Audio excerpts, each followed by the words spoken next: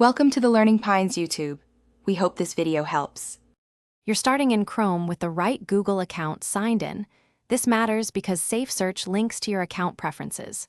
First, click the three-dot menu at the top right, then choose Settings. Once done, navigate to You and Google or Privacy and Security depending on your Chrome version. Make sure to open Sync and Google services if present.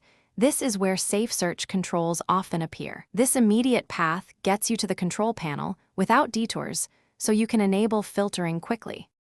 Now you'll turn the filter on and understand why each step matters. Find Hide Explicit Results or the labeled Safe Search toggle and switch it on. This blocks explicit images and videos in Google search. If you manage a child's account, use Family Link or Supervised Account controls so settings stick.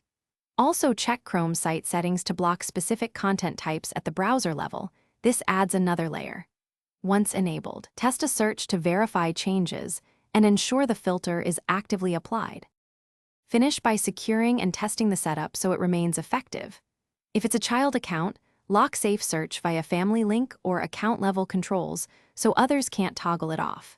Make sure to sign out and back in or clear Chrome's cache if changes don't show right away, because stale data can hide updates.